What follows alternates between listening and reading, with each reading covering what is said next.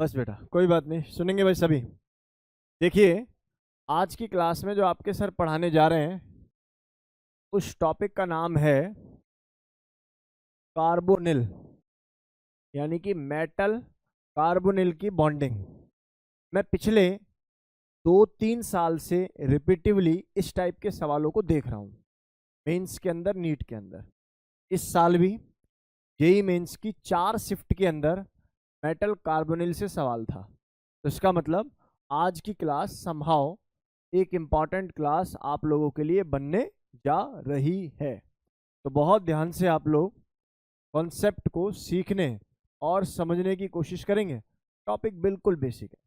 आप लोग एक बार अपनी पूरी एनर्जी लगा के इस टॉपिक को सीखने की कोशिश करोगे, ये टॉपिक तुम्हें निराश नहीं करेगा, ये मेरा तुमसे वादा है।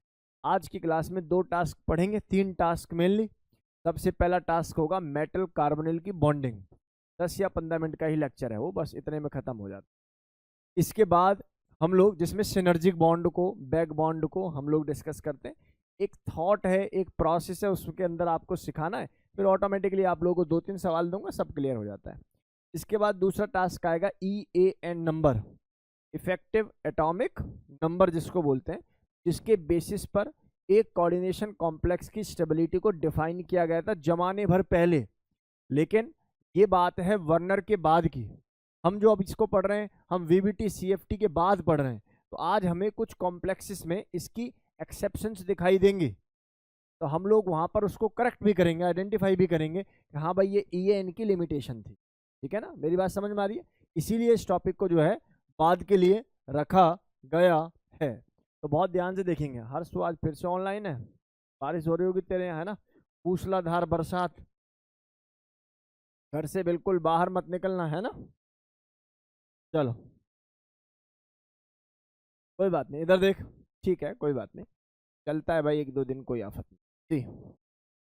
काम की बात यह है कि मैं मेटल कार्बोनिल को स्टार्ट कर रहा हूँ। बहुत ही सिंपल सी। सबसे पहले तो मुझे एक बात बताइए, आप कार्बोनिल से क्या जानते हो? कार्बोनिल आराम से पढ़ेंगे, कोई जल्दबाजी हमें तो है ही नहीं। पहले से ही जीवन में ऐसे रहा है, जल्दी से अपना कोई काम होता ही नहीं है। चलो, इसका नाम है carbonyl, C triple bond O। कोई पूछे जी CO का बॉन्ड ऑर्डर क्या होता है, तो आप बोलोगे सर देखने से प्रतीत हो रहा है 3 इसका बॉन्ड ऑर्डर होता होगा। बहुत बढ़िया। ये कहानी है उस जमाने की जब आपको मैंने केमिकल बॉन्डिंग पढ़ाई थी। केमिकल बॉन्डिंग के अंदर आप लोगों ने मॉलिक्यूलर ऑर्बिटल थ्योरी यानी कि मौत को देखा था, यानी कि मौत को पढ़ा था।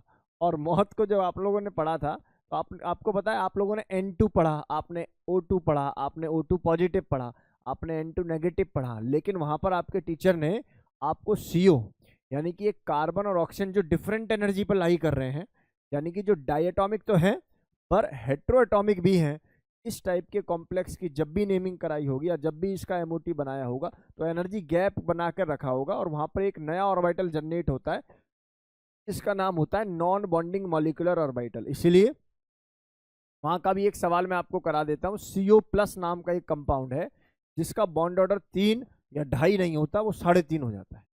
वो एक्सेप्शन था।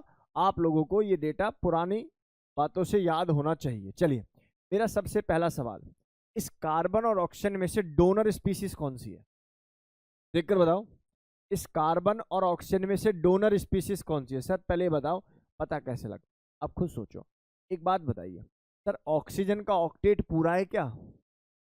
चेक करके बताओ, क्या ऑक्सीजन का ऑक्टेट पूरा है क्या? आंसर होगा सर ऑक्टेट कहाँ से पूरा हो जाएगा, 2 2 4 2 6 का मतलब एक lone pair of the species तो यहाँ रहेगी। और अगर मैं यहाँ तुमसे पूछूं यहाँ पर क्या इसका ऑक्टेट पूरा है, आप बोलोगे सर ऑक्टेट तो अब भी पूरा नहीं है। लेकिन क्या आप लोगों ने ऐसा कभी देखा है ऑक्सीजन ने 4 बॉन्ड बना दिए? नहीं ना, ऑक्सीजन मैक्सिमम 3 बॉन्ड बना पा रहा है। तो इसका मतलब डोनेशन अगर मैं किसी का कहूंगा, जिसकी डेंसिटी की बात करूंगा, वो कोई और नहीं, यहाँ पर कौन सा एटम होने जा रहा है बेटा जी? यहाँ पर कार्बन वो एटम होने जा रहा है जो बेसिकली डोनेट करेगा। तो सीधी सी बात, जो कोऑर्डिनेट बॉन्ड बनाएगा पहली बार में किसी मेटल स्पीसीज के साथ, उसका नाम कार्बन है, ना कि ऑक्सीजन। पहली बात। तो सर ऐसे कंपाउंड्स को हम लोग क्या बोलते हैं? जहां मेटल और कार्बोनिल बॉन्ड बनाते हैं, तो आगे हायर स्टडीज में इसको ऑर्गेनोमेटेलिक कंपाउंड के नाम से जानते हैं, ऑर्गेनोमेटेलिक कंपाउंड। आपको मैं एक बात बताऊं, जितनी भी रिसर्च हो रही है, अब जितनी भी रिसर्च हो रही है केमिस्ट्री के ऊपर, आप देखोगे वहां पर ऑर्गेनोमेटेलिक कंपाउंड की प्रेजेंस जरूर होगी। सर ऑर्गेनोमेटेलिक कंपाउंड के अलावा, इसके अलावा क्या और एग्जांपल हो सकता है? जैसे आप लोगों ने ग्रिग्नार्ड रिएजेंट पढ़ा है, याद करो। क्या आप लोगों ने आर, MgBr, MgCl नहीं पढ़ा? आर का मतलब क्या ये ऑर्गेनिक कंपाउंड कार्बन को रिप्रेजेंट कर रहा है? क्या ये मेटल है? तो इसका मतलब इसको हम लोग ऑर्गेनोमेटेलिक कंपाउंड बोलेंगे। ऐसे ही जैसे मैंने गिरगनार्ड रिएजेंट का नाम दिया है, ऐसे ही गिलमांस रिएजेंट है, उसमें आप लोग लिथियम की प्रेजेंस को देखते हो। तो मतलब मैं ये बातें क्यों बता रहा हूँ आप लोगों को, आपके पास इस बार जो जेई में सवाल था उसमें ये था, इनमें से कौन सा कंपाउंड ऑर्गेनोमेटेलिक कंपाउंड नहीं है, तो वहाँ गिलमांस रिएजेंट भी बोल दिया, ग्रिग्नार्ड रिएजेंट भी बोल दिया, एक इनमें से मेटल कार्बोनिल भी बोल दिया, और कोई तीसरा चौथा बोल दिया होगा। तो क्या काम की बात है कि वही आंसर होगा, क्योंकि वो एक ऑर्गेनोमेटेलिक कंपाउंड नहीं होगा। बहुत ध्यान से चीज़ों को देखेंगे, समझने की कोशिश करेंगे। मेडिकल का भी बहुत फेवरेट टाइप का क्वेश्चन जो है इसके अंदर मैं कराऊंगा। बहुत एक सिंपल सी अप्रोच है, बस उस पाइपलाइन को आपको सीखना है और देखना है ऐसे जाने कितने सवाल बनेंगे जो आप लोगों से चुटकियों से हो जाएंगे। सी, मेरा एक छोटा सा आपसे सवाल है भाई, जब ये बॉन्ड बना होगा तो पहला जो बॉन्ड बना होगा ये नो डाउट सिग्मा डोनेशन है। कैसा डोनेशन है बेटा जी? सिग्मा। सर सिग्मा डोनेशन का मतलब भैया जब भी कभी भी जीवन में पहला बॉन्ड बनेगा दो स्पीसीज में, तो उस बॉन्ड का नेचर कैसा होता है वैभव? सिग्मा बॉन्ड होता है। कैसा नेचर होता है जी उसका? सिग्मा नेचर होता है। ठीक है जी। अब ये कार्बन मोनोऑक्साइड यानी कि CO है, CO है मेरे पास। अब मैं आप लोगों से पूछ रहा हूँ, अब नॉर्मली बताना, अगर मानो ये मेटल इसको इलेक्ट्रॉन वापस देना शुरू कर दे, सर ये कैसे पॉसिबल है? पॉसिबल है। मान लो ये मेटल है और ये CO है, भाई CO ने एक बॉन्ड बना दिया मेटल के साथ, ठीक है, बहुत बढ़िया। इस बॉन्ड का नाम डेटिव बॉन्ड, कोऑर्डिनेट बॉन्ड, जो भी कुछ रखोगे रखो। लेकिन मैं तुमसे पूछ रहा हूँ, क्या तुम लोगों ने ये बात पढ़ी है कि मेटल बेसिकली अपने d ऑर्बिटल में फिल्ड होते हैं? जैसे कोबाल्ट का एग्जांपल ले लेता हूँ, Mn का एग्जांपल ले लेता हूँ, आयरन का एग्जांपल ले लेता हूँ, वो 3d6 है, तो इसका मतलब आइडियली वहां पर 5 उसके ऑर्बिटल में 6 इलेक्ट्रॉन भरे हुए हैं, तो इसका मतलब वो बेसिकली क्या है? फिल्ड है, और उसके पास अनपेयर्ड नंबर ऑफ इलेक्ट्रॉन भी है। यानी कि मैं आपसे ये कह सकता हूँ कि मान लीजिए ये P है और P का सेंस है ये पाई स्टार ऑर्बिटल है। सर पाई स्टार ऑर्बिटल का जरा सेंस समझा दो। सर इसको एंटी बॉन्डिंग मॉलिक्यूलर ऑर्बिटल के नाम से हम लोग जानते हैं। बहुत बढ़िया। तो पता हो क्या रहा होगा, मान लो मेटल है और जनरली D ब्लॉक हम लोग लेते हैं, D में 3D 4D 5D कुछ भी हम लोग यहाँ पर ले सकते हैं। तो मुद्दे की बात यह है कि सर ये वाला जो पेयर है ना, पहले एक बार जो बॉन्डिंग होती है अच्छी बात है, लेकिन ये क्या काम करता है, ये अपने इलेक्ट्रॉन पेयर को इसको दे देता है ऐसे।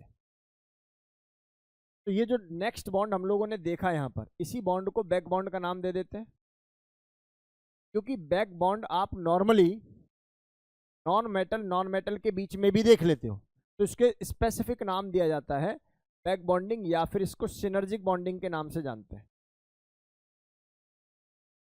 कौन सा बॉन्ड है? Synergic bond. सर अगर मान लीजिए आपके जीवन में सवाल आ जाए what is the basic difference between the synergic bond and back bond, तो पहला आंसर यही देना कि sir back bonding non metal के बीच में हो सकती है। केमिकल बॉन्डिंग कराते हुए मैंने बैक बॉन्डिंग एक पूरा 1.5 घंटे का लेक्चर पढ़ाया आप लोगों को, जाकर देखोगे तो आपको अंदाजा हो जाएगा। वहां पर सभी सवालों में मैंने नॉन मेटल ही यूज किए जर्नली। अब जब मेटल और नॉन मेटल के बीच में जब ये बॉन्ड फॉर्मेशन हो रही होती है, तो बैक बॉन्ड जो बनता है उसका एक दूसरा नाम दे दिया है सिनर्जिक बॉन्ड। क्या नाम दे दिया है इसका बेटा जी? सिनर्जिक। मतलब मैं ये कह सकता हूँ all synergic bond are back bond but all back bond are not the synergic. क्या मेरी बात समझ में आ गई? स्टेटमेंट में पूछा हुआ दूसरा सवाल नीट का है ये, जो मैंने अभी आप लोगों के सामने बोला है। जनरली आप जहां भी इसको इधर उधर देखोगे सिनर्जिक और बैक बॉन्ड को एक जैसा पढ़ा देते हैं, लेकिन सच्चाई वही है जो मैंने आपको बोली। बैक बॉन्ड एक ब्रॉड कैटेगरी है, सिनर्जिक बॉन्ड एक मेटल और नॉन मेटल के बीच की एक स्टेट है बेसिक। तो इसका मतलब ये हो गया all synergic bond are back bond but all back bond are not the synergic. चलो जी समझ गए सर, आप जो पढ़ा रहे हो ये बेसिक बातें क्लियर है। अच्छा मेरी एक बात समझाने की कोशिश करो मुझे, सुनो भाई, तू एक बात बता, तू इतना ज्यादा मतलब जो है खाली बैठा हुआ है कि अपने अनस्टेबल ऑर्बिटल में किसी के इलेक्ट्रॉन ले रहा है, इतनी जरूरत भरी पड़ी है इसके अंदर? या सुनो, आप खुद सोचो ना, एंटी बॉन्डिंग मॉलिक्यूलर ऑर्बिटल का मतलब क्या हो गया? एंटी बॉन्डिंग मॉलिक्यूलर ऑर्बिटल का मतलब हो गया हर्ष कि यहाँ पर इसके अंदर अनस्टेबिलिटी ज्यादा है, या मैं कहूँ इसकी एनर्जी ज्यादा है, क्योंकि बॉन्डिंग नीचे होते हैं, एंटी बॉन्डिंग ऊपर होते हैं। इसका मतलब यहाँ पर एनर्जी क्या मिलेगी भाई साहब की ज्यादा। और अगर एनर्जी तरुण ज्यादा मिल रही है तो क्या इसके इलेक्ट्रॉन लेना औचित्य है? आप सोचो। आप कहोगे सर वैसे है तो नहीं, बट हाँ एक लॉजिक ये समझ में आता है, एक बॉन्ड पहले से बन चुका है, अगर ये ऐसा कर लेता है तो ओवरऑल कंपाउंड के अंदर तो स्टेबिलिटी आ ही रही है, क्योंकि भाई जैसे ही ये वाला बॉन्ड बनेगा तो पार्शियली कुछ करेक्टर जनरेट होना शुरू हो जाएगा। मैं मान लेता हूँ 100% बॉन्ड नहीं बना, 30% बॉन्ड बना, तो इस मेटल और इस कार्बन के बीच में जो बॉन्ड ऑर्डर है that will be increases by 0.3। मान लो अभी बॉन्ड ऑर्डर आपको 1 दिखाई दे रहा है, और ऐसा बॉन्डिंग हो जाने पर इसका बॉन्ड ऑर्डर कितना दिखाई देने लगेगा? 1.3। तो समहाउ मॉलिक्यूल के बीच में तो स्टेबिलिटी आ ही रही है। क्या मेरी बात समझ में आ रही है नहीं आ रही? तो इसका मतलब एक फैक्टर आप लोगों से आपके दिमाग में ये बात इंट्रोड्यूस करके डाला जा सकता है कि भैया एक बात बताओ, एंटी बॉन्डिंग में क्यों इलेक्ट्रॉन लेने लगा भाई ये? तो इसका आंसर ये है, एंटी बॉन्डिंग में इलेक्ट्रॉन लेने के बाद इस मेटल और इस कार्बन के बीच की जो बॉन्ड स्ट्रेंथ है वो अगर बढ़ रही है, एनर्जी रिलीज हो रही है, तो क्यों ना करे वो, ऐसा पॉसिबल होगा। चलो जी, एक बात समझ में आती है सर आपकी, जो मोटा मोटी समझ में आ रही है कि जैसे जैसे बैक बॉन्डिंग बढ़ेगी वैसे वैसे कार्बन और सी की बॉन्ड स्ट्रेंथ भी बढ़ना शुरू हो जाएगी, क्योंकि बॉन्ड ऑर्डर बढ़ना शुरू हो जाएगा। और हम लोग एक बात बचपन से जानते हैं कि जो बॉन्ड ऑर्डर है और बॉन्ड स्ट्रेंथ है ये आपस में डायरेक्टली प्रोपोर्शनल है, और ये इनवर्सली प्रोपोर्शनल होती है बॉन्ड लेंथ के, और ये डायरेक्टली प्रोपोर्शनल होती है बॉन्ड डिसोसिएशन एनर्जी के। बस ये वो 4 पॉइंट हैं जहां से वो आपको फंसाएगा। वो पूछेगा भैया इनको अरेंज कर दे बॉन्ड ऑर्डर में, इनको अरेंज कर दे बॉन्ड स्ट्रेंथ में, इनको अरेंज कर दे बॉन्ड लेंथ में, इनको अरेंज कर दे बॉन्ड डिसोसिएशन एनर्जी में। क्या जो मैंने अभी बोला है वो समझ में आया आप लोगों को? अब बहुत ध्यान से हर्ष, पहले एक बार टॉपिक को ध्यान से सुनना है बेटा। मैंने बोला कार्बन ने अपने पाई स्टार ऑर्बिटल को यूज किया जो कि विकेंट थे, इसके फील्ड ऑर्बिटल ने यहाँ पर बॉन्डिंग की। क्या मेरी बात समझ में आ गई? इस बॉन्ड का नाम सिनर्जिक है, और इस सिनर्जिक बॉन्ड की वजह से कार्बन और मेटल यानी कि ऑर्गेनोमेटेलिक कंपाउंड के अंदर स्टेबिलिटी क्या हो जाती है? बढ़ जाती है। एक इसका ये दृष्टि है जैसा आप लोगों ने देखा। अच्छा, दूसरा सवाल, भाई अगर बॉन्ड ऑर्डर बढ़ा होगा तो बॉन्ड स्ट्रेंथ क्या हुई होगी? बढ़ी होगी। बॉन्ड लेंथ क्या हो गई होगी? घट गई होगी। और बॉन्ड डिसोसिएशन एनर्जी भी साथ के साथ क्या हो रही होगी? बढ़ ही रही होगी। क्या इतनी बातें क्लियर हैं आप लोगों को? आप कहोगे सर बेसिक है, क्यों क्लियर ना हो? चलो अब मेरा दूसरा सवाल अब मेरा दूसरा सवाल बहुत ध्यान से सुनोगे। आप ये भी कह सकते हो कि देखो जो मेटल है ना, बेसिकली भाई जो इलेक्ट्रॉन देता है वो किसकी तरह काम कर रहा है? लुईस बेस पेयर की तरह काम कर रहा है। तो ये भी याद रहे कि यहाँ पर मेटल, क्योंकि मेटल का तो नारा है इलेक्ट्रॉन नहीं हमारा है, मेटल तो इलेक्ट्रॉन देने में माहिर होता है, ये भी इसकी एक प्रॉपर्टी है जो इसको इलेक्ट्रॉन देने के लिए पाई स्टार में मजबूर कर रही है, राइट? तो बेसिकली यहाँ से इलेक्ट्रॉन पेयर यहाँ पर आ जाएगा, ये बॉन्डिंग स्ट्रांग होने लगेगी। मेरा दूसरा सवाल, पेपर में सारा डेटा इसका दे देंगे और इसका आंसर पूछ लें। क्या गेम समझ में आ गया? आप खुद सोच के बताइए, अगर इसकी स्ट्रेंथ बढ़ रही है तो भाई इसकी स्ट्रेंथ क्या हो रही होगी? कम हो रही होगी। क्या मेरी बात समझ में आ रही है? अगर ये महाराज कोई दूसरा बॉन्ड बनाने के लिए तैयार हो रहा है तो निश्चित है ये अपने बॉन्ड को वीक कर रहा होगा। लॉजिकल बात है। तो मतलब पेपर में आप लोगों से पूछने के तरीके, पहला तरीका, सीओ की बॉन्ड लेंथ बता दो, arrange into the order of CO, arrange into the strength order of CO, in the order of bond length of CO, bond strength of CO. इसका जस्ट विपरीत कर दो, मेटल कार्बन। आप लोग समझ पा रहे हो है ना? बाकी एक चीज अपने दिमाग में याद रखना है, आपको दिमाग में तो यही फॉर्मेट रखना है, और वो क्या पूछ रहा है उसके अकॉर्डिंगली आंसर कर देना। मान लो अगर किसी में सिनर्जिक बॉन्ड ज्यादा बनना है तो ऑब्वियस है मेटल कार्बन की स्ट्रेंथ ज्यादा होगी, मेटल और सीओ जो होगा बॉन्ड उसकी स्ट्रेंथ क्या मिलेगी आपको? कम मिलेगी। बॉन्ड ऑर्डर और बॉन्ड स्ट्रेंथ, बॉन्ड लेंथ उसी के अकॉर्डिंगली हम लोग अरेंज करेंगे। एक बात जो बड़ी बात जो सीखनी चाहिए अच्छे बच्चे को वो ये है, समझना भाई, मैं इसके बारे में बात कर लेता हूँ। आप जानते हो बॉन्ड ऑर्डर का ना एक फॉर्मूला होता है जिसका नाम है number of electron in bonding minus number of electron in anti bonding divided by 2। मैंने तुझसे बोला इस कार्बन ने नेट अपने बॉन्ड ऑर्डर को बढ़ाया या घटाया है, इस बात का आप कैसे पता लगाओगे? देखो जी, इस सीओ ने बॉन्ड ऑर्डर को घटाया या बढ़ाया, that will be decide bye there MOT. और एमओटी कहती है कि जैसे जैसे एंटी बॉन्डिंग में इलेक्ट्रॉन्स बढ़ेंगे, जैसे जैसे एंटी बॉन्डिंग में इलेक्ट्रॉन्स क्या होंगे बेटा? बढ़ेंगे, वैसे वैसे बॉन्ड ऑर्डर क्या होने लगेगा बेटा जी? कम होने लगेगा। क्या ये बात समझ में आ रही है? जैसा कि मैंने तुमसे पहले ही कहा कि भाई जैसे जैसे सिनर्जिक बॉन्ड बनता है वैसे वैसे CO का बॉन्ड ऑर्डर घटता है और मेटल और कार्बन का बॉन्ड ऑर्डर बढ़ता है। क्या ये बात समझ में आ गई? इसका मतलब ये हो गया सर, क्या आप ये कहना चाह रहे हो कि सिनर्जिक बॉन्ड की स्ट्रेंथ किन दो बातों पर डिपेंड करेंगी? पहला, कि मेटल के ऊपर चार्ज कैसा है। अगर मानो मेटल पहले से ही नेगेटिवली चार्ज है, मेटल के ऊपर चार्ज कैसा है बेटा जी? नेगेटिवली चार्ज है। अगर मेटल के ऊपर नेगेटिव चार्ज है तो मेटल खुद से ही इलेक्ट्रॉन को रिपेल कराना चाह रहा है। इसका मतलब वो तो चाहेगा कि फटाफट से अपने इलेक्ट्रॉन पेयर को दूसरे के पाई स्टार ऑर्बिटल में डाल दिया जाए। इसका मतलब मैं ये कह सकता हूं, बॉन्ड स्ट्रेंथ या bond order of metal carbon is directly proportional to the negative charge on metal. क्या मेरे द्वारा बताई हुई बातें समझ में आ रही हैं? And it is inversely proportional to the positive charge on metal. मानो यहीं पर अगर कोई ऐसा मेटल होता जिसके ऊपर प्लस चार्ज है, तो क्या वो अपने लॉन पेयर या इलेक्ट्रॉन पेयर को दूसरे को ऑर्बिटल में डालने के लिए बोलता वान्या? नहीं बोलता। इसका मतलब बहुत बेसिक, बहुत सिंपल, सटीक तरीके से आप एक डेटा अपने दिमाग में सीख चुके हो। मान लो कल को आपको 4, 5, 10, 20 कॉम्प्लेक्स दे दे और आप में एक कॉम्प्लेक्स पर माइनस चार्ज हो, एक कॉम्प्लेक्स पर प्लस चार्ज। जिस कॉम्प्लेक्स पर माइनस चार्ज है, इसका मतलब उसका मेटल उतारू है इलेक्ट्रॉन देने के लिए। तो मेटल और कार्बन की जो बॉन्ड स्ट्रेंथ है वो तो बढ़ जाएगी क्योंकि बॉन्ड लेंथ घट जाएगी, क्योंकि बॉन्ड ऑर्डर बढ़ जाएगा। लेकिन कार्बोनिल जो होगा, CO वो होगा, उसकी बॉन्ड ऑर्डर क्या हो जाएगा? बेसिकली घट जाएगा। उसकी बॉन्ड लेंथ क्या हो जाएगी? बढ़ जाएगी। उसकी बॉन्ड स्ट्रेंथ क्या हो जाएगी? घट जाएगी। उसकी बॉन्ड डिसोसिएशन एनर्जी क्या हो जाएगी? घट जाएगी। क्या ये लॉजिकल बातें समझ में आ गई? बस ये 4 टाइप खत्म। केवल ये 4 टाइप है। जितनी एनर्जी से मैंने अभी इसको आपको पढ़ाया ना, आपको वो सारी चीजें फोकस करनी है। बहुत ध्यान से सुनेंगे। सर एक बात बताइए, अगर ऐसा हो गया कि सर यहाँ मेटल है सर, और मेटल पे न्यूट्रल आ गया मेटल, अब क्या करेंगे सर? अब कैसे अरेंज करेंगे? एक आयरन आ गया और एक कोबाल्ट आ गया, दोनों न्यूट्रल है।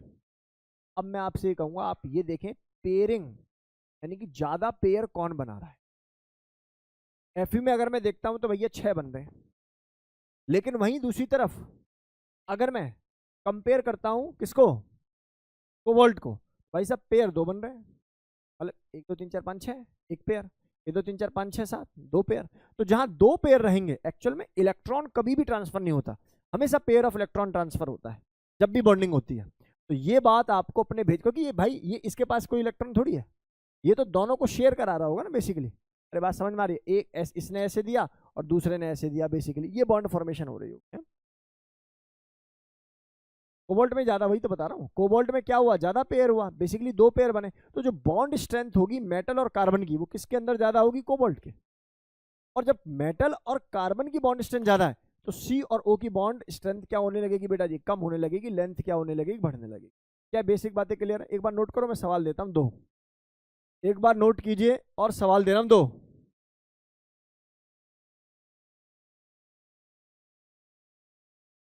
रिसर्चर्स के लिए ऑर्गेनोमेटेलिक कंपाउंड उनके बेस की तरह होता है। हाँ बिल्कुल ठीक है। ऑर्गेनोमेटेलिक कंपाउंड, आप देखो लास्ट 5 ईयर का रिसर्च उठा के देखोगे, ऑर्गेनोमेटेलिक कंपाउंड की बिल्कुल बम्बार्डिंग हुई पड़ी है। जो रिसर्च चाहे वाटर में हो रही हो या किसी और केमिकल में हो रही हो, लेकिन कहीं ना कहीं ऑर्गेनोमेटेलिक कंपाउंड ही यूज हो रहे हैं।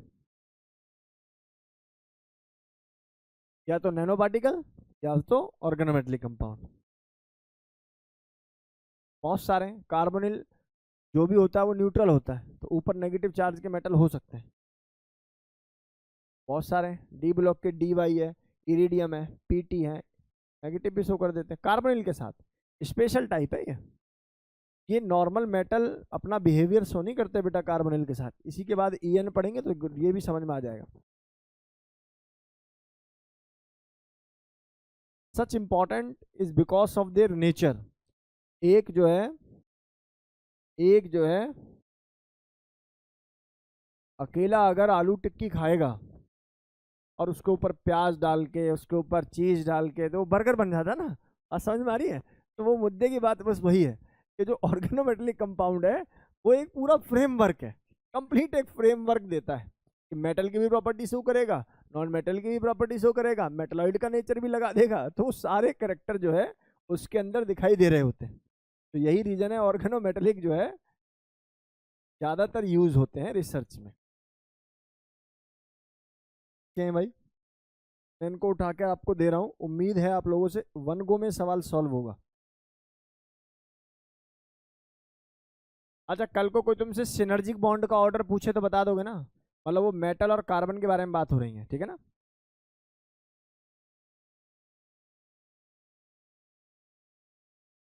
मैं आप लोगों को 2 सवाल दे रहा हूं, आप लोग बहुत ध्यान से इन सवालों को करने की कोशिश करें। ये नोट हो गया मेरे भाई? चलिए,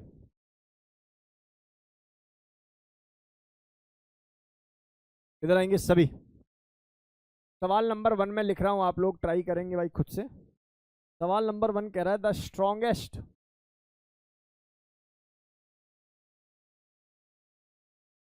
CO bond is present। A part है बेटा जी vanadium CO6 minus, B chromium CO6, तीसरा FeCO5,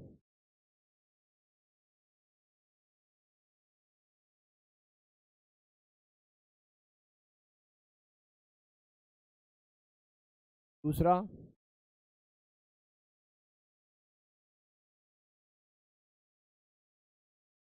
the strongest metal C bond strength, the strongest metal C bond strength, the strongest metal C bond strength। Option A CrCO6, option B MnCO6, option C CrCO6, option D vanadium CO6। कल paper है ना तेरा physics का? चलो भाई,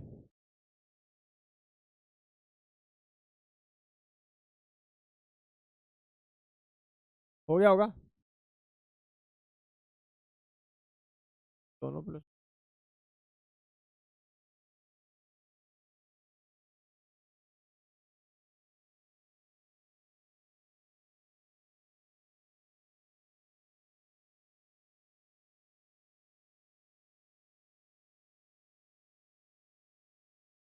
बेटा existence देखनी नहीं है, केवल क्या देखना है, ये देखना है कि स्ट्रेंथ क्या है। मैंने क्या बोला है तुझे? स्ट्रेंथ देखना ही नहीं है कि कॉम्प्लेक्स बनेगा कि नहीं बनेगा। ऐसे देखोगे तो काम खराब हो जाएगा मैम।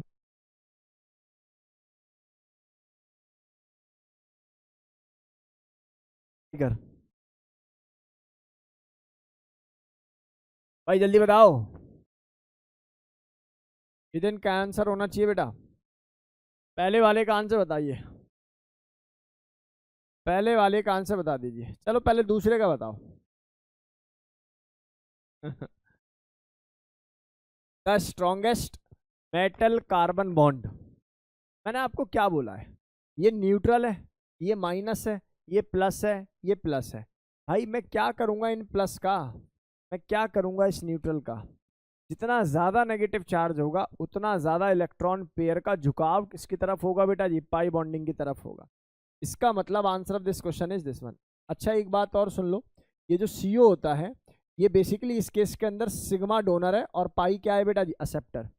ऐसे लिगेंड जो एक साइड से डोनेट करें दूसरे साइड से एक्सेप्ट कर लें, ऐसे लिगेंड्स को हम लोग नॉन क्लासिकल लिगेंड के नाम से भी जानते हैं।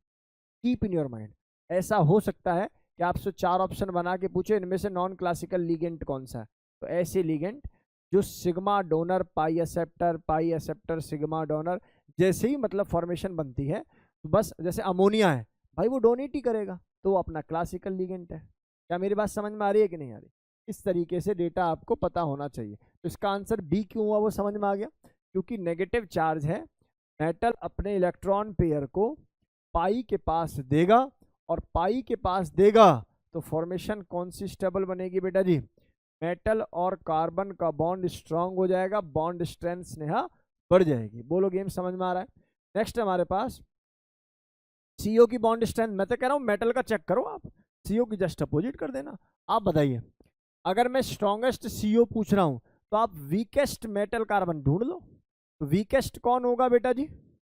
वीकेस्ट वो होगा जिसके ऊपर पॉजिटिव चार्ज होगा। तो क्या इस सवाल में कोई दिक्कत है? दिक्कत है। अगर मैं पूछ लूं अरेंज, अगर मैं इसको अरेंज करने के लिए पूछ लूं तो फिर हालत खराब होने के डर हैं।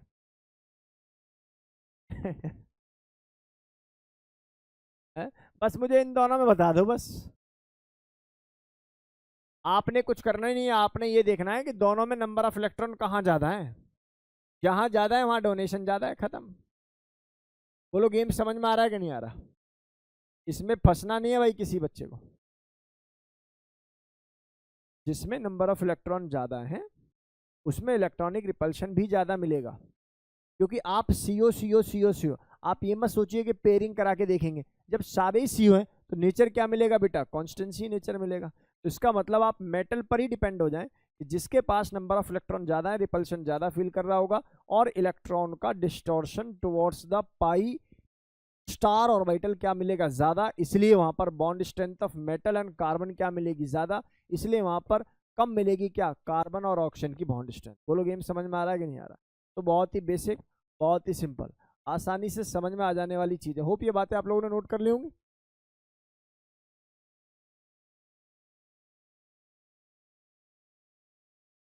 तो आप केवल और केवल नेगेटिव वाले को फॉलो कर लेंगे, रूल ही है। हाँ, यहाँ भी तो ऐसे ही हुआ है। चले भाई आगे। आप इसमें जितनी बात पढ़ाई है इतनी बात पर फोकस रह पाओगे कि नहीं रह पाओगे? और मैं आपको बता रहा हूँ, आप पीवाई की उठा के देखना। आप अभी जैसे मैंने बोला ऑर्गेनोमेटली तो पूरी एक केमिस्ट्री है यार, कंप्लीट केमिस्ट्री है। मेटल और कार्बोनिल की एक पूरी केमिस्ट्री है। आप जब ग्रेजुएशन पढ़ोगे, आईआईटी जैम पढ़ोगे, नेट पढ़ोगे, जेआरएफ पढ़ोगे, पूरी, जैसे मैंने, मुझे ध्यान है इस टॉपिक का नाम है ग्रुप थ्योरी। पूरे टॉपिक का नाम क्या? Group theory. मेरे हिसाब से 60 नंबर की पूछी जाती थी जेआरएफ में हमारे टाइम। 60 नंबर का अकेला एक टॉपिक। फिर इसमें एक्सिस आ जाती थी, रोटेशन आ जाती थी, बहुत सारी चीजें आती थी ऑर्गेनोमेटली कंपाउंड में। लेकिन arrange the order of different type of chemical bond in their strength. ठीक है। बोलो गेम समझ में आ रहा है कि नहीं आ रहा भाई? पक्का? तो यहाँ पर डेटा बिल्कुल क्रिस्टल क्लियर हो जाना चाहिए। बेसिकली जो सवाल आएगा वो आप लोग जो है फोकस करके चलेंगे मेटल कार्बोनिल की स्ट्रेंथ पर। याद रहे, सवाल का ऑर्डर या तो कार्बन ऑक्सीजन होगा या मेटल कार्बन होगा। पूछो प्लक्ष।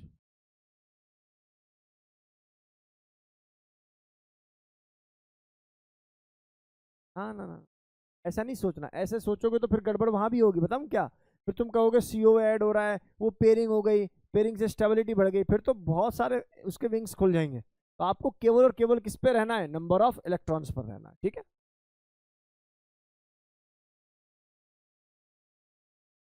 दिक्कत ये है ना कि जैसे कार्बन मोनोऑक्साइड है, वो सबको पेयरिंग करेगा एक स्ट्रेंथ से, सबकी स्ट्रेंथ क्या मिलेगी? सेम। आपने जो वीबीटी और सीएफटी लगाई है, वो कब लगाई थी? वो लगाई थी सर, मेटल है और कार्बोनिल है और यहाँ अमोनिया है, या कोई और लिगेंट है। आपने लिगेंट की स्ट्रेंथ को चेंज किया था, कभी भी मेटल को चेंज नहीं किया। अभी बात समझ, अभी तक जितने भी आपने सीएफएससी लगाई या वीबीटी लगाई, उसमें लिगेंट के चेंज से आपने D2sp3 या sp3d2 देखा? क्या कभी ऐसा था कि लिगेंड सेम और मेटल डिफरेंट और D2sp3 या sp3d2 देखे? नहीं ना। तो वही मैं समझाने की कोशिश कर रहा हूँ कि मेटल कार्बोनिल के अंदर जितना बताया जा रहा है उतना ही आप लोग फोकस करेंगे, इससे ज्यादा बिल्कुल भी फोकस नहीं करेंगे। अब इस चैप्टर के अंदर आपको क्या करना है? घर पे जाना, एनसीईआरटी खोलना, लास्ट में ना उन्होंने लिख रखा है कौन सा, analytical use of coordination compound. जैसे जहां से मैंने एक सवाल उठा रखा है, वो एंटी कैंसर वो वाला जो एग्जाम्पल है, ठीक है ना? तो वो सारे दो दो तीन चार पॉइंट है या पैराग्राफ है, उसको आप रीड करोगे। उससे पहले मैं एक सबसे इंपॉर्टेंट पार्ट तो नहीं कहूंगा आजकल के लिए, लेकिन ठीक है, ये नंबर सीखना चाहिए बच्चे को। EN का मतलब है इफेक्टिव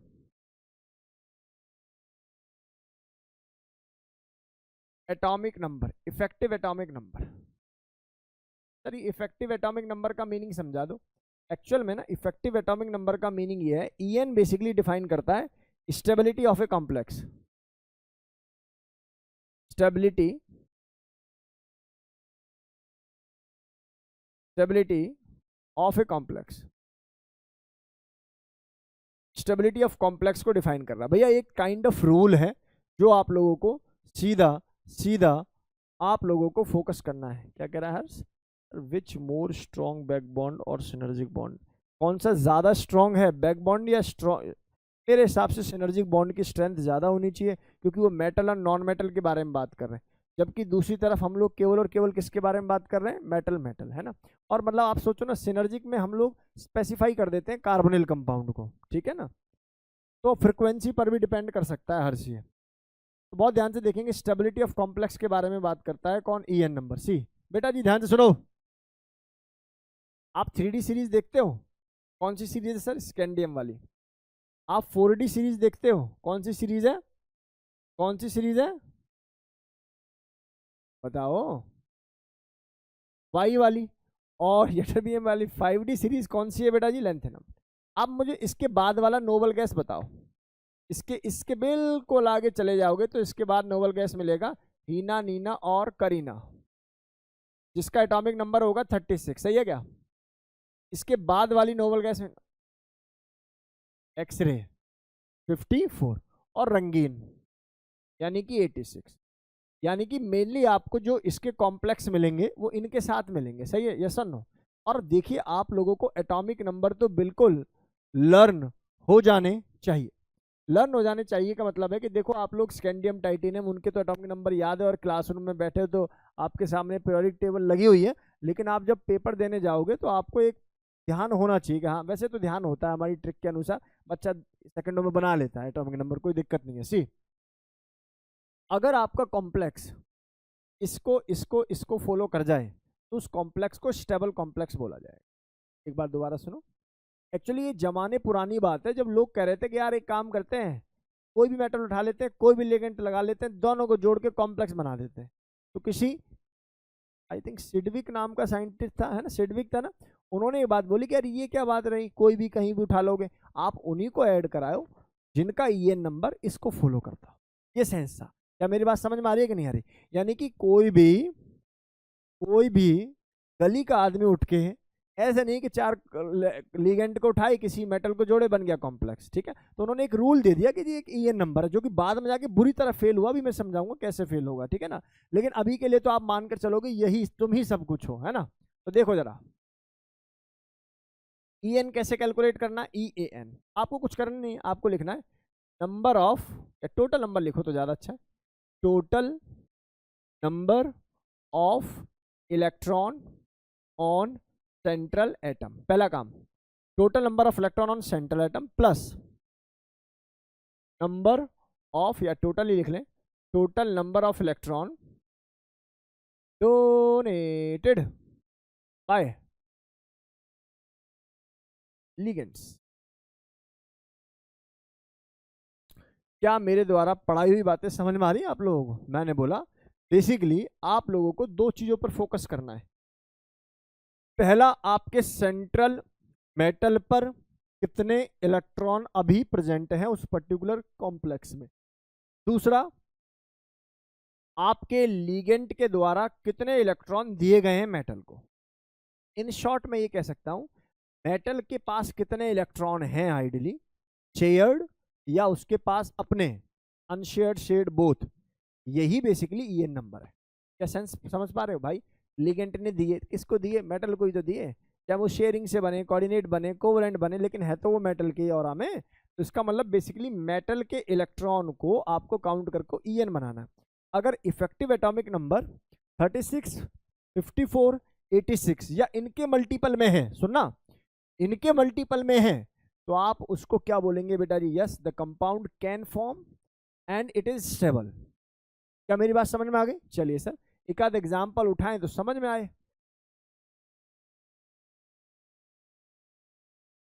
बस वही तो सिखाना था, वही तो सिखाना था जेती कि यही तो लिमिटेशन है। फिर किसी ने कहा कि भाई एक काम कर ले ना, जब तूने ऐसी बात बोल दी तो मेटल तो वहां भी दे रहा है, तो उसको भी काउंट कर ले, डोनेशन साइड को भी काउंट कर ले। तो इसके पीछे क्या इन्होंने क्या रीजन दिया, मैं आपको समझाता हूँ।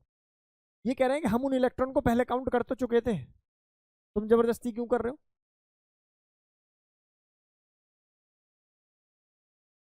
अभी अभी एक बार सवाल कर ले, फिर एक बार समझ में आ गया। मान लेते हैं मेरे पास बेटा जी मान लेते हैं मेरे पास एक कंपाउंड ले लेते हैं,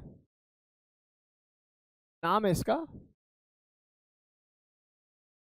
हमने बहुत ज्यादा पढ़ा है ये कंपाउंड, FeCN6 4 माइनस, पढ़ा है नहीं पढ़ा बेटा बताओ।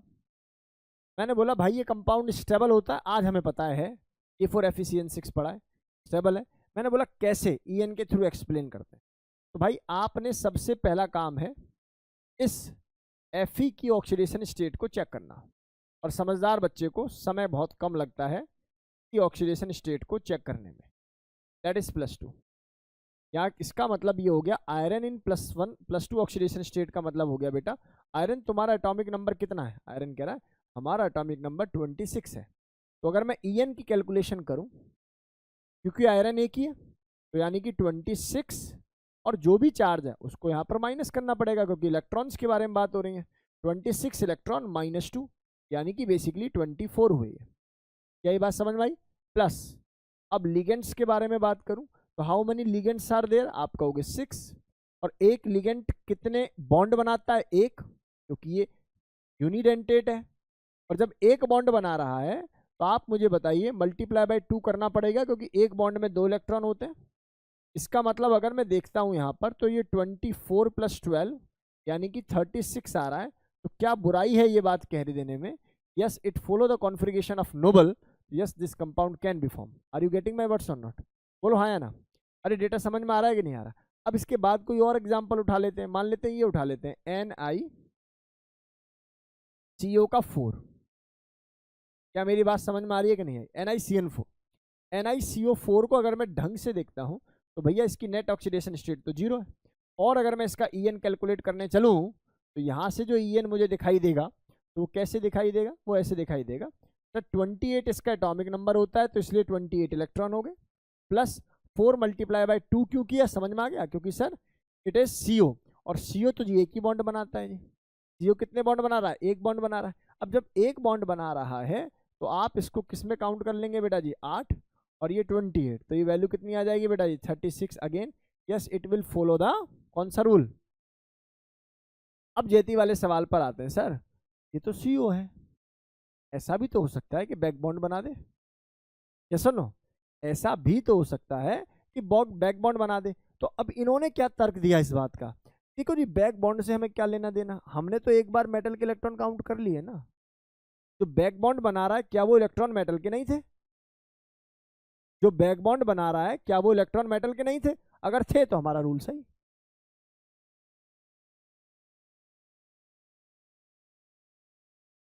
तो अच्छा, नहीं नहीं नहीं बेटा, ऐसे देखना, ये मेटल है और ये CO है, वो दे रहा का मतलब क्या हो रहा है? इसको परमानेंटली दे देगा, फिर ये पार्शियली बॉन्ड कैसे बनेंगे? हाँ, शेयर्ड रहता है। बोलो गेम समझ में आ रहा है कि नहीं आ रहा? आयनिक बॉन्ड नहीं बनाता बेटा, यहाँ पर बॉन्ड तो कोवलेंट ही है। क्या मेरी बात समझ में आ गई दोस्त? पक्का?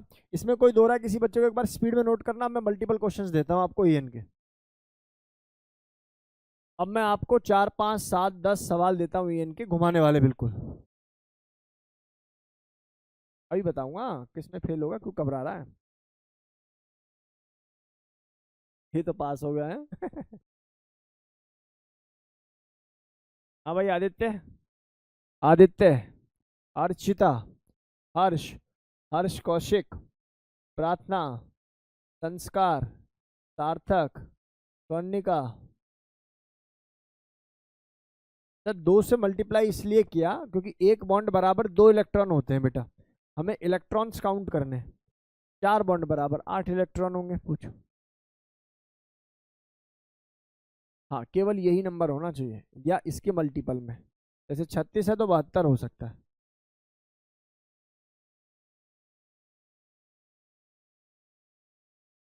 ऐसे साइंटिस्ट हैं देख कर पागल है।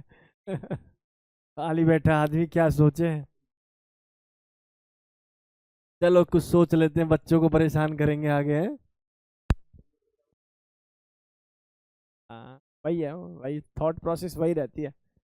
एक कंपाउंड अगर बन रहा है तो कंपाउंड स्टेबल है, और स्टेबल है तो स्टेबल इलेक्ट्रॉनिक कॉन्फ़िगरेशन को फॉलो करें। क्या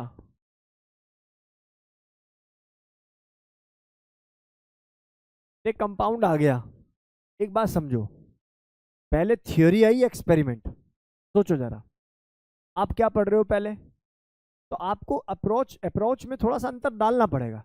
आप ये मत सोचो कि ये रूल पहले इसने बोल दिया 36 का डिविजिबल या 36 का मल्टीपल। सच्चाई ये कि कंपाउंड आया, ऑब्जर्वेशन हुई, फिर रूल बना। चलें आगे, भाई साहब आगे बढ़े।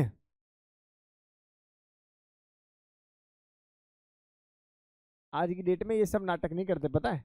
एक मशीन आती है, नाम है NMR, तो चुटकियों में काम, सारे बॉन्ड फ्रीक्वेंसी, सारी स्टेबिलिटी, ऐसे घोलो केमिकल को, अंदर डालो, कितना % कार्बन, कितना हाइड्रोजन, कितना और कोई नया एलिमेंट जो आज तक ना प्रेजेंट हो तो उसका भी स्पेस है।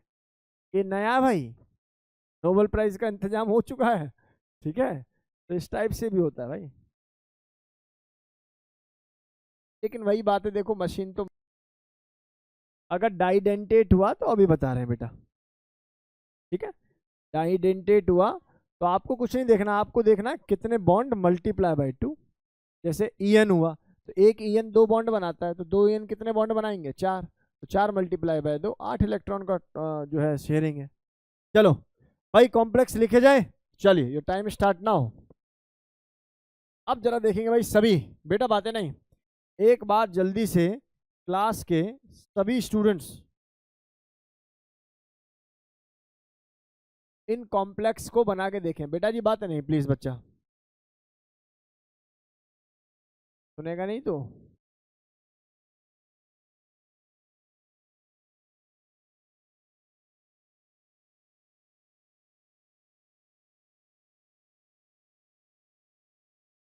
हाँ भाई बहादुर बच्चों, बताओ बेटा।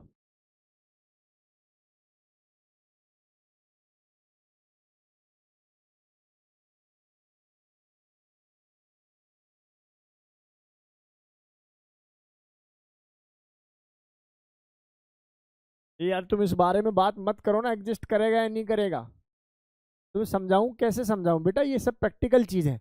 और ये बताना है कि स्टेबल है या नहीं, बस ये नहीं सोचना कि कॉम्प्लेक्स जो बना हुआ है ये एग्जिस्ट करेगा कि नहीं करेगा। ये सब फालतू चीजें नहीं सोचनी, वो जो उसने दिया हुआ है तो मानकर चलो हाँ जी अभी मेरे लिए कर रहा है बस।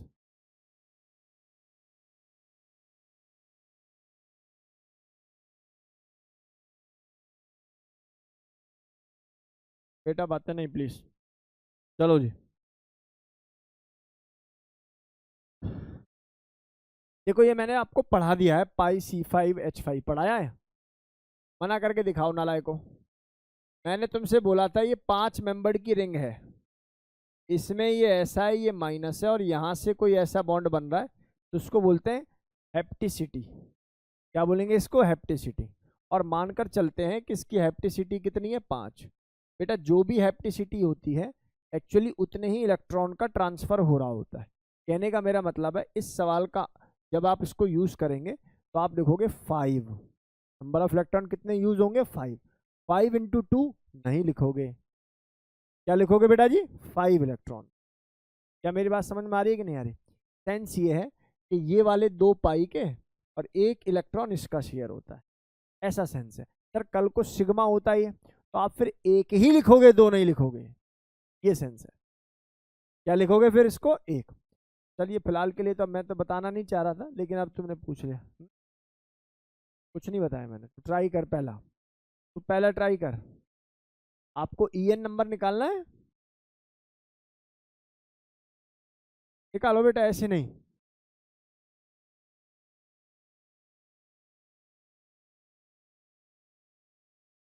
जल्दी से जल्दी, श्योर श्योर, ठीक है बेटा। हाँ जी बेटा जी, बेटा हो गया भाई सभी से, डन, ऑल डन।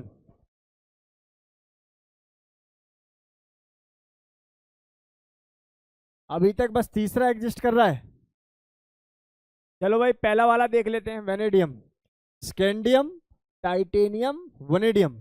इसका मतलब 23 होगा शायद, 23 एटॉमिक नंबर मतलब नंबर ऑफ इलेक्ट्रॉन वैभव, ठीक है, प्लस बेटा कितने लिगेंड है? 6, 12, 12 और ये 35, यानी कि सर ये तो ईएन को फॉलो नहीं। आप कह सकते हो जो वेनेडियम के कार्बोनिल है उनके लिए ईएन वैलिड, वेनेडियम के जो कार्बोनिल हैं उनके लिए ईएन वैलिड नहीं। इवन वेनेडियम के क्या, टाइटेनियम के लिए भी कह सकते हो, ठीक है ना, उनके लिए नंबर ऑफ इलेक्ट्रॉन कम नहीं होंगे। स्कैंडियम, टाइटेनियम, वेनेडियम, आप देखो ना, आप लिगेंड तो 6 रखोगे, लेकिन आप इन पे नंबर ऑफ इलेक्ट्रॉन देखोगे तो ये कम मिलेगा, तो नंबर 36 को अचीव करेगा ही नहीं। तो इसके बाद, हाँ जी, हाँ ये रूल गलत हो गया ना, वही तो लिमिटेशन हुई। वेनेडियम कार्बोनिल एग्जिस्ट करते हैं लेकिन ईएन इन पर वैलिड नहीं है, ये कहना है। सी, ये कोबाल्ट है और ये पाई C5H5 है और ये आपका CO2 है। आप तो समझदार हो, ये बात जानते हो। कोबाल्ट बोले तो एटॉमिक नंबर 27, कोई ऑक्सीडेशन स्टेट नहीं है जी, इसका मतलब 27 ही लिखा जाएगा जी, प्लस यहाँ 5 लिखा जाएगा और प्लस यहाँ कितना लिखा जाएगा, 2 × 4। जरा काउंट करना, ये हो रहा है मेरे पास कितना बेटा जी, 32। ये क्या किया है मैंने, 4 इसलिए नहीं क्योंकि 2 × 2, तो ये कितना 32 प्लस हो तो रहा है।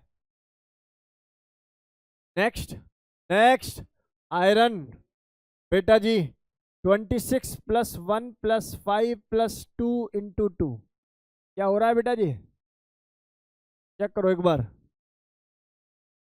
1 आया है सिग्मा, ये वाला सिग्मा, पाई में कहाँ आया है? हाँ तो पाई में इसलिए क्योंकि कॉन्जुगेशन है, एक ही तो काउंट किया था पाई में। हाँ इधर समझने की बात कर, वही तो समझाने की कोशिश करिए। हेप्टिसिटी का मीनिंग है, हेप्टिसिटी का मीनिंग है 1, 2, 3, 4, 5, 5 एटम का कंट्रीब्यूशन है। बात समझ में आ रही है नहीं आ रही? और सिग्मा का मीनिंग है भाई ये तो पाई बॉन्ड बनाएगा, ये पाई डोनर है, तो बेसिकली आपको सिग्मा डोनर जो मिलेगा वो क्या मिलेगा, एक ही मिलेगा। लेकिन याद रहे कि अपना एक ही इलेक्ट्रॉन को डोनेट कर पाएगा क्योंकि एक इलेक्ट्रॉन कहीं ना कहीं कॉन्जुगेशन में इन्वॉल्व रहेगा, नहीं तो ब्रेक हो जाएगा ना। आप देखना दोनों को अगर ये दे देगा तो ये एरोमेटिसिटी से किस में कन्वर्ट हो जाएगा, नॉन एरोमेटिसिटी में। नहीं आई बात समझ में? मतलब रेडिकलाइजेशन तो भी स्टेबल है भाई, रेडिकल तो स्टेबल होता है ना, कॉन्जुगेशन में पार्टिसिपेट करता है रेडिकल। तो आप लोग बिल्कुल इस तरीके से इसको लर्न करके रखोगे। यहाँ 1 ऑक्सीडेशन स्टेट को,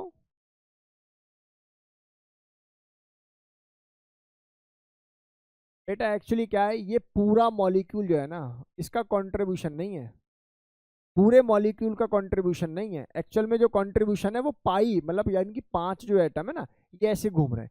आप जो सोच रहे हो ना, हेप्टिसिटी को समझने की कोशिश करो। हेप्टिसिटी का मतलब है कितने एटम इन्वॉल्व हैं, कितने एटम इन्वॉल्व हैं जी।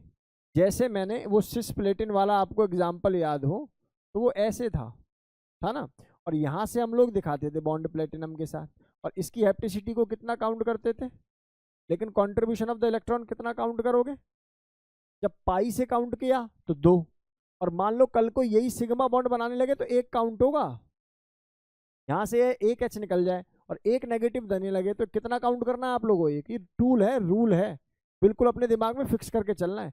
सिग्मा डोनेशन मतलब 1 इलेक्ट्रॉन का कॉन्ट्रीब्यूशन इस टाइप के कॉम्प्लेक्सेस में।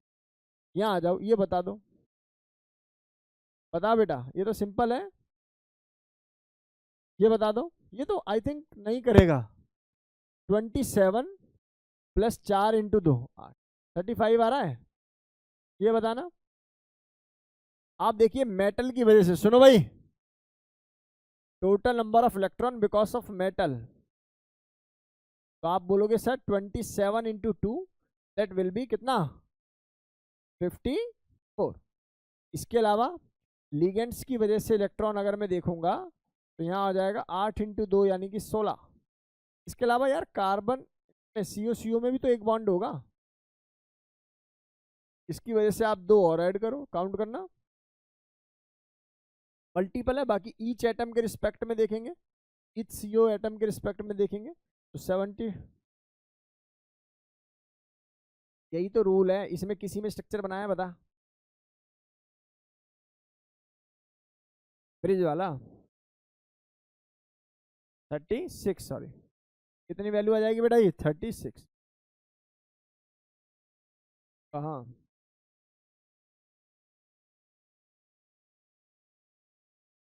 काउंट तो कर लिया।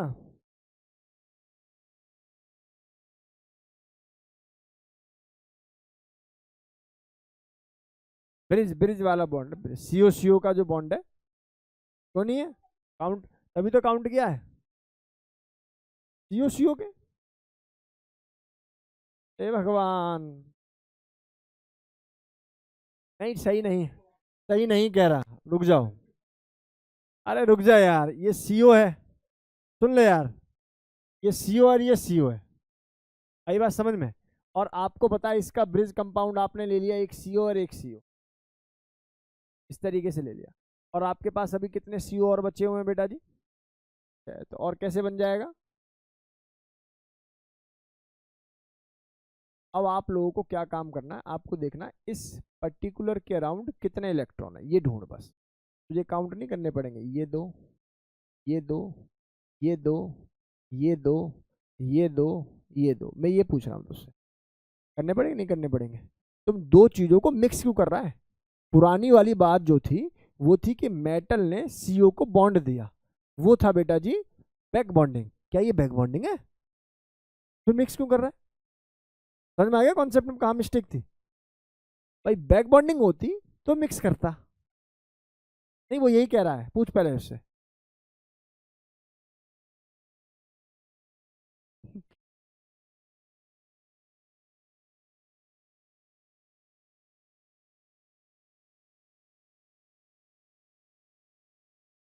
क्योंकि मेटल के ही है।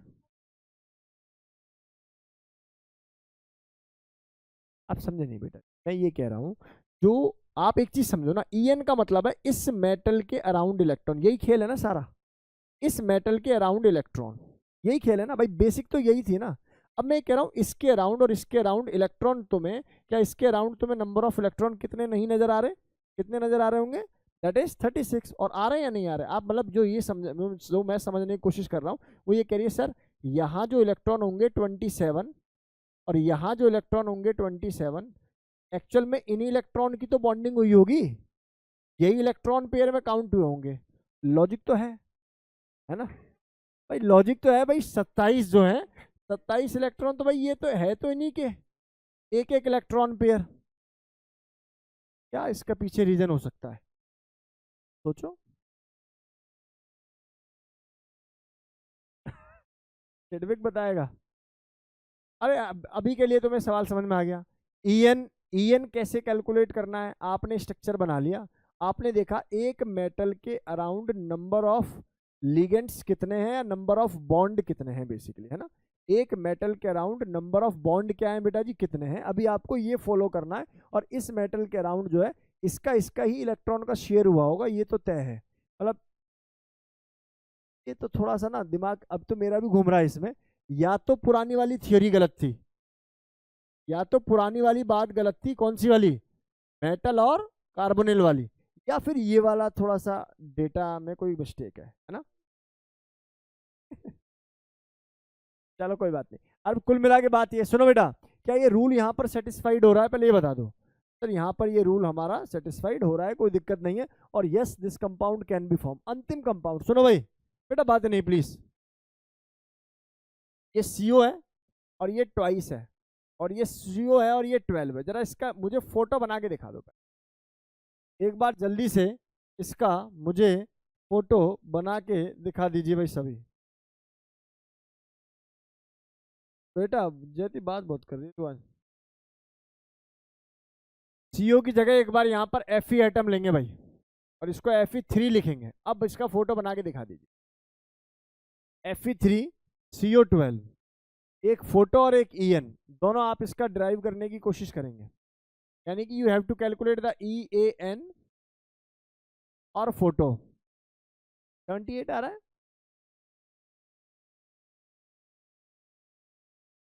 जल्दी से एक बार इसका डेटा चेक करने की कोशिश करें भाई।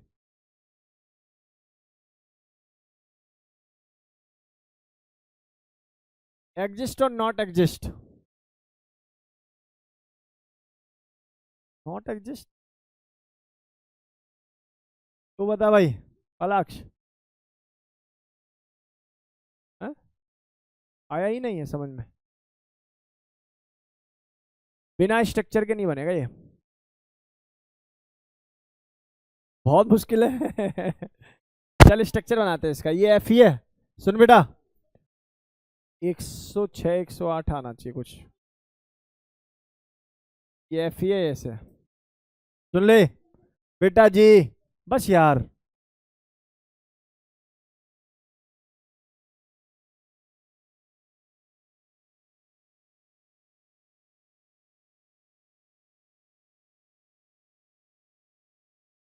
देखना, काउंट करना यार कितने हो रहे हैं, अब भी एक कम रह गया। हाँ नीचे वाले पे यहाँ एक और आ जाएगा सीओ, है ना, काउंट करना बेटा, बन रहा है क्या? अब इसके अनुसार ईएन बनाना है एक बार, इसके अनुसार इसका ईएन बनाओ, ठीक है हर्ष, ईएन बनाइए भैया इसका। अभी ईएन रूल की मैं लिमिटेशन देख रहा था, उनमें लिख रखा है it could not explain the concept of back bonding, ठीक है, तो बैक बॉन्डिंग के कॉन्सेप्ट को इसने एक्सप्लेन नहीं किया रहा था। सिनर्जिक बॉन्ड, सिनर्जिक बॉन्ड, हाँ नहीं वो नहीं करता वो, रीजन ये है कि जो हमने बोला था ना कि मेटल ही इलेक्ट्रॉन को दे रहा है वो दैट इज कांस्टेंट ना, ये लिगेंड लिगेंड पर बेस्ड है, मेटल के फिक्स और जितने भी बॉन्ड बनेंगे उनको टोटल काउंट करेगा, ठीक है ना, इस तरीके से इसके लिए। हाँ स्ट्रक्चर बताओ, स्ट्रक्चर पता हो जाते हैं, यही तो वैसे कॉम्प्लेक्स स्ट्रक्चर है, अदरवाइज तो ऑक्ट्राइडल या टेट्राइडल। स्ट्रक्चर कैसे बनाएंगे बेटा, ये कुछ स्ट्रक्चर है जो याद करके रखने हैं, ये एनसीईआरटी में भी नहीं है, ठीक है ना, ये एक्स्ट्रा सवाल बस दे दिया एक, कर दे भाई इसका, बताइए जरा,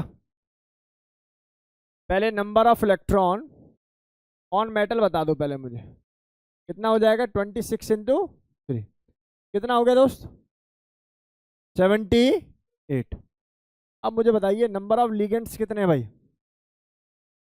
नंबर ऑफ लिगेंड्स इलेक्ट्रॉन कितने हो जाएंगे 12 इंटू 2 24, और तो कोई नहीं है, हाँ एक है सर, ये मेटल वाले भी बॉन्ड है, एक ये और वो, number of F E bond 2, क्या क्यों कह रही है बेटा, हाँ तो ये कितने हो जाएंगे 2 इंटू, काउंट कर, डिवाइड हो रहा है क्या 54, और ईच एटम पर देखें तो 36 ही आएगा, ईच एटम पर देखें, ईच एटम ईएन देखेंगे तो ये वैल्यू कितनी आ जाएगी बेटा जी, दैट विल बी 36, भाई ये हो जाएगा, बताइए भाई, हेडिंग डालिए, ये नोट करने के बाद हेडिंग डालिए,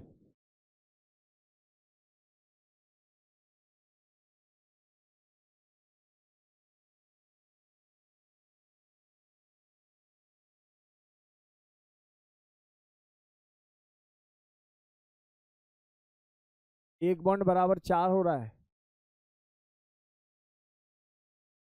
ये वाले, ये वाले,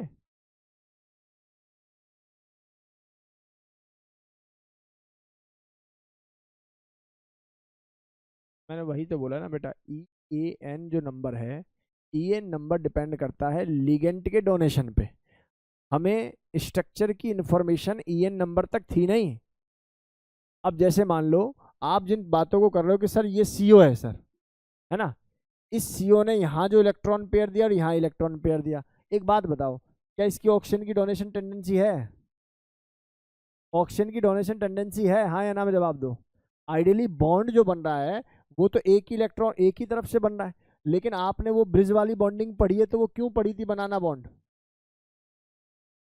3 सेंटर 2 इलेक्ट्रॉन बॉन्ड फॉर्मेशन नहीं पढ़ी थी, तो वो क्या कहता है तो 2 ही इलेक्ट्रॉन लेकिन वो शेयर हो रहे हैं बेसिकली, आगे बढ़े,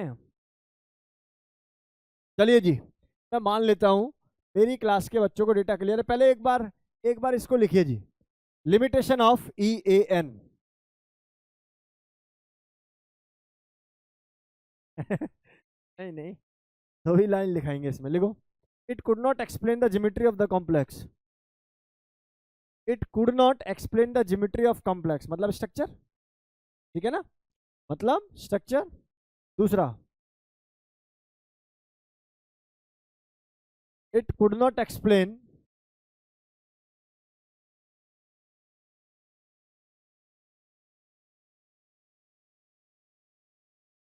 synergic bond of metal carbonyl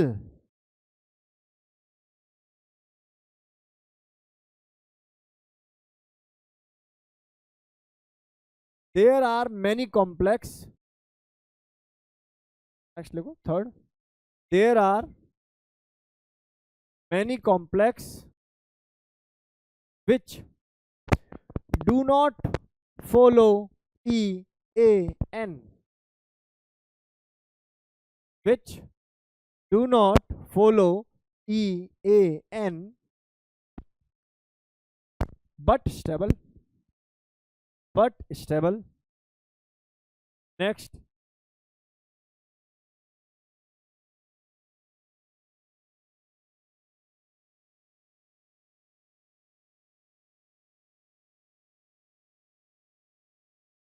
according to this concept,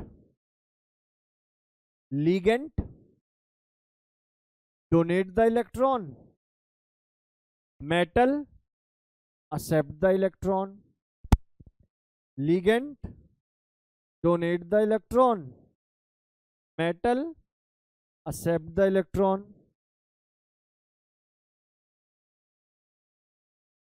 So metal get negative charge,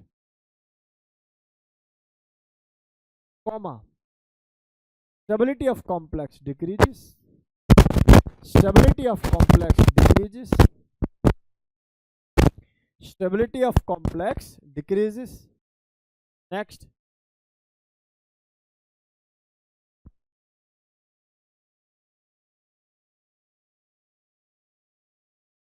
बेटा बात नहीं,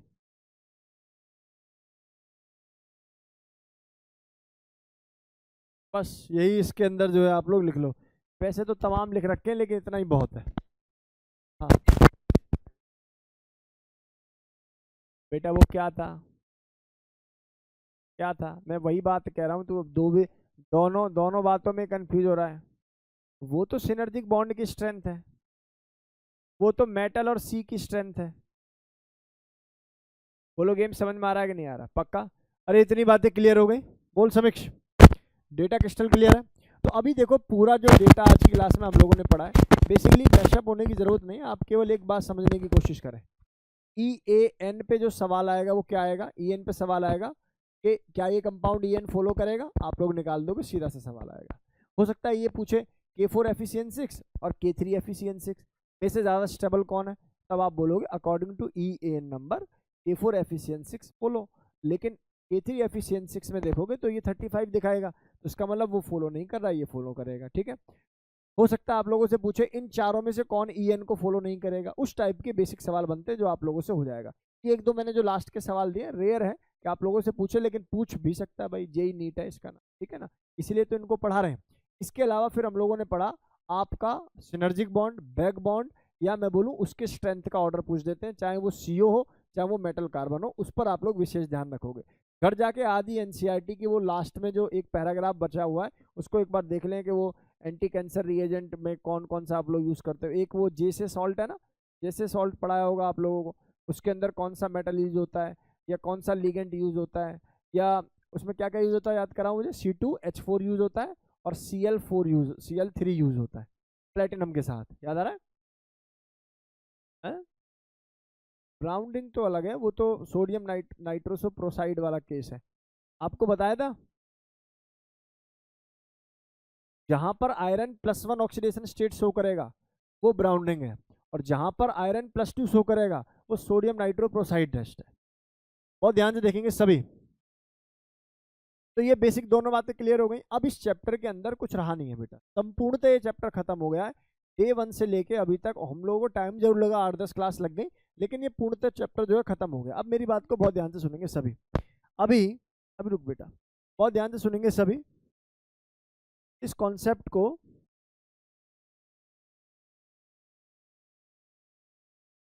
एनसीईआरटी को तो आप लोग देख लेना घर पे ही, वो नहीं खोल रहे हमें इसका जी। अब मुझे पता है, मैंने सुन लिया है।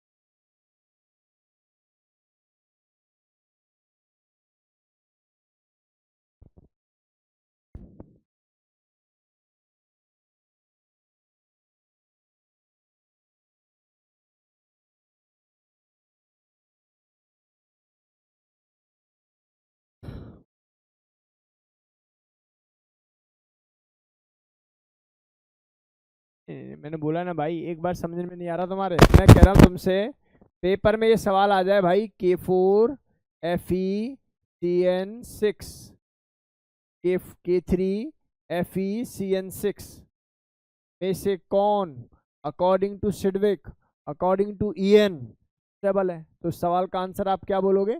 आप बोलोगे सर इसका जो ईएन आता है वो वैल्यू कितनी आती है बेटा जी, दैट विल बी 36। इसका जो ईएन आता है दैट विल बी 35। आइडियली ये फॉलो नहीं करेगा, ये फॉलो करेगा, इसकी स्टेबिलिटी ज़्यादा होगी। लेकिन स्टेबिलिटी ऑफ कॉम्प्लेक्स में हमने ही बताया था कि मेटल जितना ज़्यादा पॉजिटिवली चार्ज होगा उतना ज़्यादा उसके अंदर क्या मिलेगी, स्टेबिलिटी। मैं बोला ना ये अपडेटेड रूल है यार, ये बाद में मैं पढ़ा रहा हूँ तो इसलिए थोड़ा कन्फ्यूजन हो रहा है तुम्हें। पेपर में मेंशन ही होगा हमेशा, वो मेंशन करके देगा इफेक्टिव एटॉमिक नंबर के अनुसार इनमें से कौन कंपाउंड फॉर्मेशन स्टेबल करेगा, कौन नहीं करेगा, या कौन करेगा कौन नहीं करेगा। अगर वो आपसे पूछ रहा है इनमें से कौन ज़्यादा स्टेबल है, तो आप नॉर्मल रूल लगाओ यार, ये तो इनिशियल रूल है ना, वर्नर के बाद का रूल है। बहुत ध्यान से देखेंगे भाई। अभी जो मैं आप लोगों को पढ़ाने जा रहा हूँ, एक बार उन सवालों के आंसर कोई बच्चा मुझे बताए। हाँ बेटा,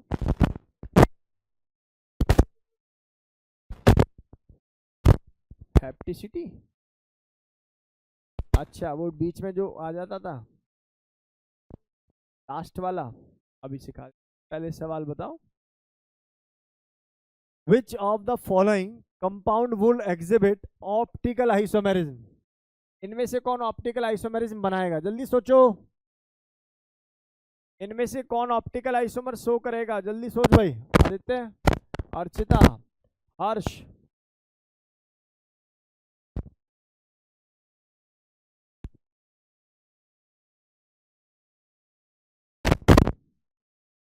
इनमें से कौन? 6 क्लास लगी हैं बस, 6 क्लास में हुआ क्या है? आदित्य तूने मिस तो नहीं कर दी एक आध?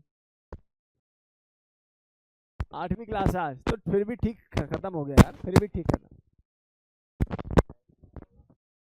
वो तो प्रैक्टिस ही तो थी, उसमें आगे थोड़ी बढ़ाया था। आंसर बताओ चलो। देखिए जी, ऑप्टिकल आइसोमेरिज्म के लिए आप एक बात समझें। देखो मुझे तो साफ साफ ये डेटा दिखाई दे रहा है, ऑप्टिकल आइसोमेरिज्म में अगर कुछ ऐसा बन जाता है, more than one ring formation अगर हो रही होगी, तो कंपाउंड ऑप्टिकल आइसोमेरिज्म होगा। फिर ना सिस देखना ना ट्रांस देखना, तो answer of this question is D. आपको दिखाई दे रहा है ट्रेस इथाइलिन डाइअमीन, वही इथेन 1,2 डाइअमीन फॉर्मेशन दिखाई दे रही है, तो ये क्या हो जाएगा, ऑप्टिकल आइसोमेरिज्म। नेक्स्ट, कहाँ ये ट्रांस नहीं दिखाई दे रहा, ट्रांस कर सकता है तो पढ़ना शुरू कर दे। ट्रांस कर सकता है भाई, ये मेटल है, ऐसे ऐसे कोई बात नहीं, ध्यान से देख, ये ऐसे बन गया बेटा, मिरर इमेज बन जाएगी ना आराम से, नॉन सुपरइम्पोजेबल नहीं होगी। Next, structural formula of the tetra aqua di chlorido chromium third chloride. अच्छा एक बात बताओ, ये क्लोराइड है ना, तो ये तो एलिमिनेट हो गया, याद आ गया, अरे एलिमिनेट हुआ। इसके बाद बोला गया है tetra aqua die क्लोराइडो chromium third chloride. Okay, तो एक काम कर लेते हैं, थर्ड देख लेते हैं बस। देखें जरा, ये -1 है और ये -3 है और ये -2 है, तो ये +2 है, ये +1 है, ये +3 है, ठीक है ना। यहाँ देखें अगर ये +1 है दोस्त, तो 2 ब्रैकेट बीच में माइनस, पहले में ये +1 और ये -2। अरे ये तो हो गया रे, और तो कोई नहीं बन रहा, नहीं। बोलो डेटा समझ में आ रहा है, ये Cl होगा बेटा, Cr लग रहा है मुझे। अच्छा मेटल उधर है, बोलो हो जाएगा भाई। नेक्स्ट है IUPAC।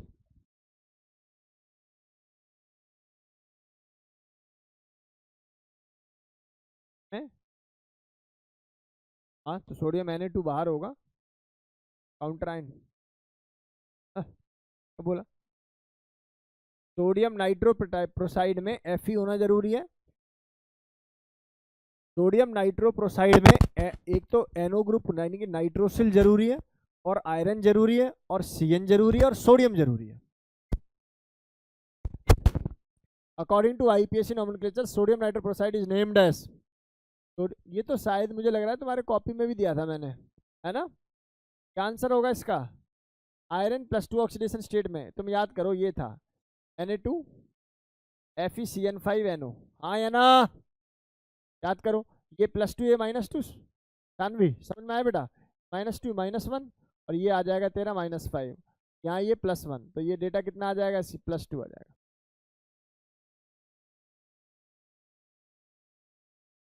ब्राउन रिंग के अंदर आयरन कौन सी ऑक्सीडेशन स्टेट में होता है, +1, ध्यान देना। हाँ जी नेक्स्ट,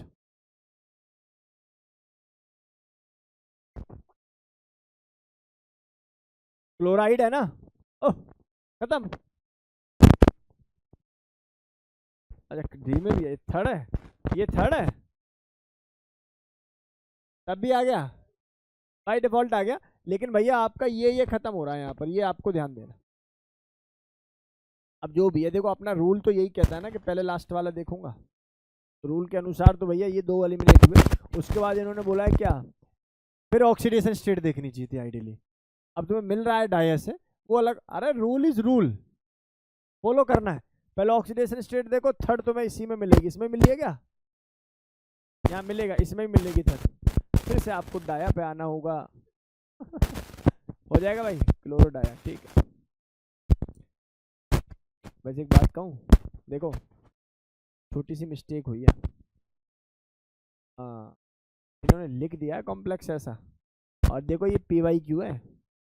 अब देख रहे हो पहले क्या आना चाहिए बेटा जी, पहले अमीन फॉर्मेशन आनी चाहिए, है ना, लेकिन फिर भी लिखा भी और कॉम्प्लेक्स फिर भी वैसे ही लिख दिया है, तो आपको फॉलो उसको करना ही पड़ेगा।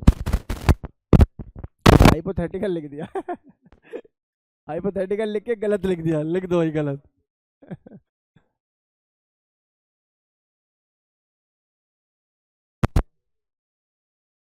चलो चलो बातें नहीं।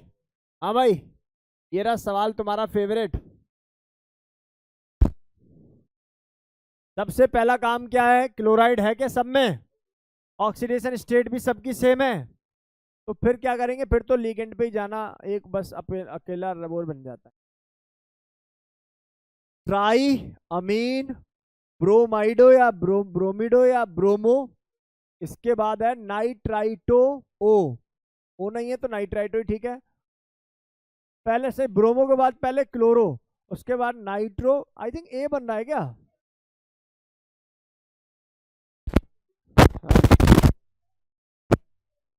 बेटा ये PYQ से मैं समझा रहा हूँ, ऐसे ही सवाल आते हैं।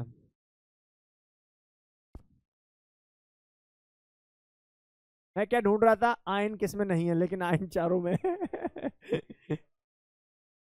3 भी सब में है।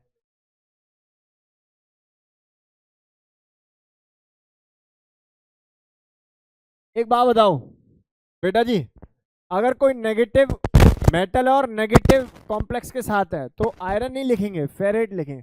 तो भैया आयरन तुम्हारा कटेगा, मतलब ये कट गया। फेरेट फेरेट फेरेट, ट्राई तो कुछ है ही नहीं।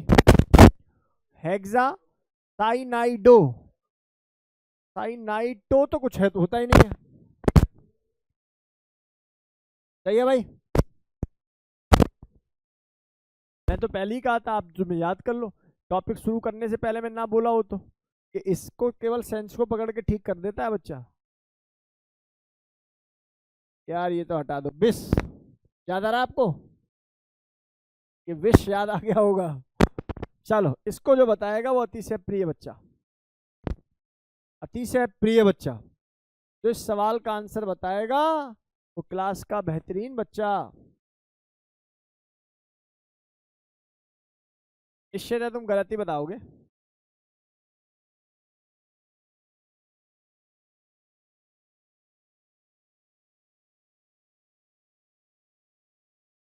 चलो, यहाँ तो क्विज हो जानी चाहिए। 2000 विद ऑप्शन ए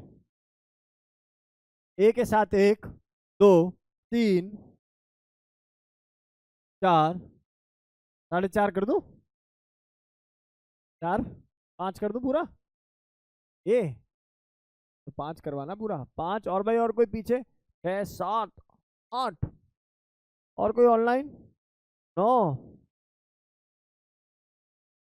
हाँ भाई, 2000 विद ऑप्शन बी ऑनलाइन आ गया भैया, एक बच्चा बी।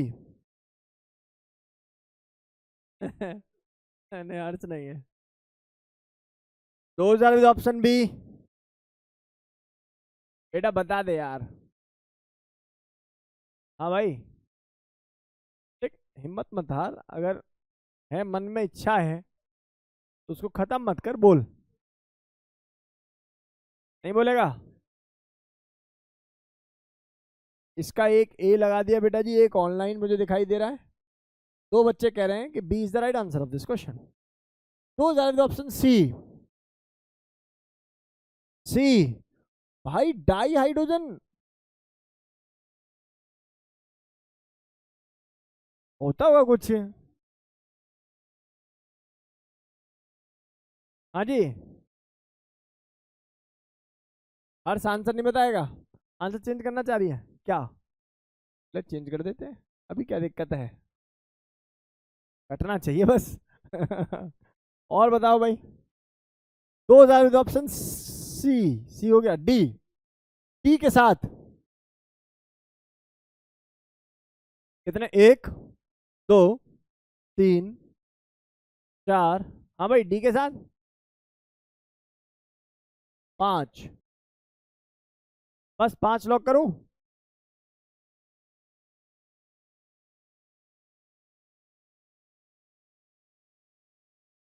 अच्छा तू तो आ ही जा। तू भी में, अच्छा। सी के साथ एक भी नहीं है ना भाई इस क्लास में से। इवन चलो मैंने ये तो देखा 12th क्लास के बच्चे सी थोड़ा सा कम यूज करते हैं, 11th वाले भर भर के सी, सबसे ज्यादा कटता है सी। देखो भाई मेरी बात सुनो, एक बात तो तय है, इसका नाम प्लेटिनम नहीं होगा। क्यों? क्योंकि एक अनायनिक लिगेंड है।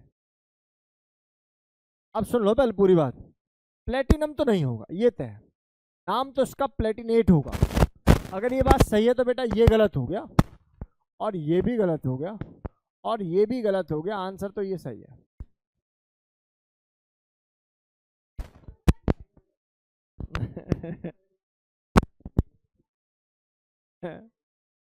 कितना खुश हो रहा है। चलो बेटा जी, अमन समझ में आया तुझे? समझ में आया ये? देखो एक्चुअल में क्या है, जो एसिड है ना वो हाइड्रोजन की वजह से यहाँ पर लगाया गया है, ठीक है ना। अदरवाइज इसका नाम अगर इनके अपेक्षित ये भी होता ना, डाई हाइड्रोजन आगे लिख देते, और फिर आगे चल के वो पूरा प्लेटिनेट करके बना देते, तो उसका आंसर वो भी हो जाता। लेकिन यहाँ एसिड, एक तो हाइड्रोजन को रिप्लेस करके इन्होंने एसिड लिखा है, दूसरा आपको स्टक हो जाना है किस पे, प्लेटिनेट पे, राइट। तो ये अपने दिमाग में आप लोग रखेंगे, अच्छा सवाल में कहूंगा इसको। चलो, के बी आर, के बी एफ 4, ये तो पता ही है तुम्हें। अगर ये टाइपिस्ट एरर नहीं है ना तो मैं सी को गलत कर दूं। अगर ये टाइपिस्ट एरर नहीं है तो मैं सी को सबसे पहले देख के गलत करूं। क्यों सर? देखो, पहली बात ये कि पोटेशियम लास्ट में लगा हुआ है, इसको काटूंगा पहले तो। और सुन तो लो, ये पोटेशियम लगा तो हुआ है पर स्पेस कहाँ है।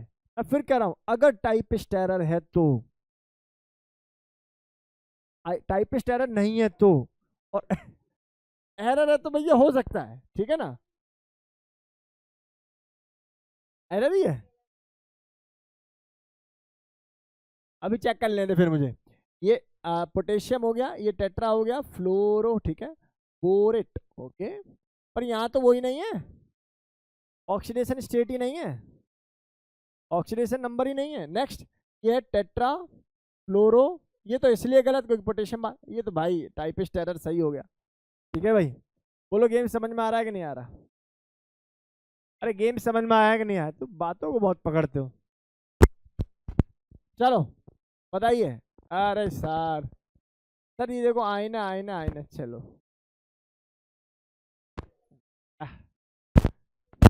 अच्छा नेगेटिव है तो निकले, मजा ही मजा।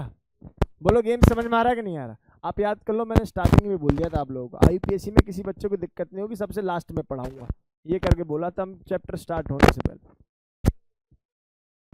ये तो अभी जस्ट बात हुई है भाई साहब, इस सवाल को करने की निंजा टेक्निक, ये और ये इन दोनों में से हो सकता है। सोडियम, ये पेंटासाइन साइनो नाइट्रोसिल फेरेट, प्लस कहाँ होता है भाई? माइनस होता है ना क्या?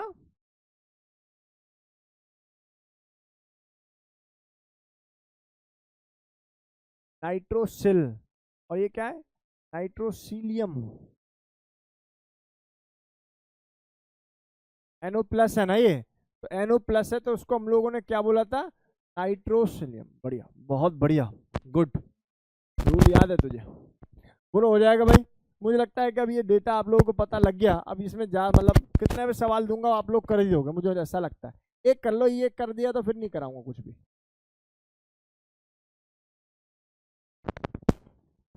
डैडी का है तो कर ही दोगे फिर।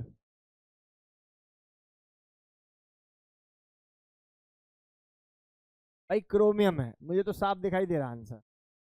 देखा फिर क्या आंसर हो जाएगा? ये आंसर है, चेक करके देख लें। कह रहे हैं ट्राई अमीन क्लोराइड ऑक्सलेट क्रोमेट, तो एक बार पूरा बना के देखें। क्रोमियम है और ट्राई अमीन है और क्लोरिडाइडो है, जो भी है, और ये क्या है? OX है। यहाँ ऑक्सीडेशन स्टेट क्या रखूं, ये कहना है ना इनका, ऑक्सीडेशन नंबर ऑफ क्रोमियम, ये पूछा हुआ है ना। तो अभी मान, वो सोचना है ना यार, इन्होंने आयन लिख दिया यहाँ पे, लेकिन क्रोमियम कौन सी ऑक्सीडेशन स्टेट में स्टेबल है ये फिर मैटर करता है। +2 एक्वस सॉल्यूशन में क्रोमियम कौन सा फॉलो करता है? +2। तो +2 के लिए बेटा जी मुझे यहाँ पर क्या रखना पड़ेगा? ये -2 है ना, ये कितना है? -2, ये कितना है? -1। भाई ये 0 है, और मुझे यहाँ पर कितना रखना पड़ जाएगा? +3। क्यों? -3 है ना बेटा, यहाँ पर अगर मैं -1 रख देता हूँ तो फिर यहाँ +2 आ जाएगा। हाँ तुम्हारी मर्जी हुई। 0 मानकर चलेंगे तो क्रोमियम थर्ड पे, लेकिन क्रोमियम थर्ड पे स्टेबल नहीं है ना। 4 भी आ गया, तो बस फिर वो स्टेबिलिटी ऑफ कॉम्प्लेक्स है। ये HRT का क्वेश्चन देखो जरा, आंसर क्या है? यही है ना? ठीक है, फिर तो स्टेबिलिटी ऑफ कॉम्प्लेक्स पर ही डिपेंड करेगा सेंट्रल मेटल की। चले भाई आगे, चलो भाई हो जाएगा ये पक्का। तो यहाँ तक कोई डाउट किसी बच्चे को ना हो भाई, बहुत आसानी से ये बेसिक फंडामेंटल बातें क्लास के सभी बच्चों को क्लियर हो। एक अंतिम और बता दो, सारे रट रटा के बैठे हो गए तुम लोग। A और C दोनों ठीक है?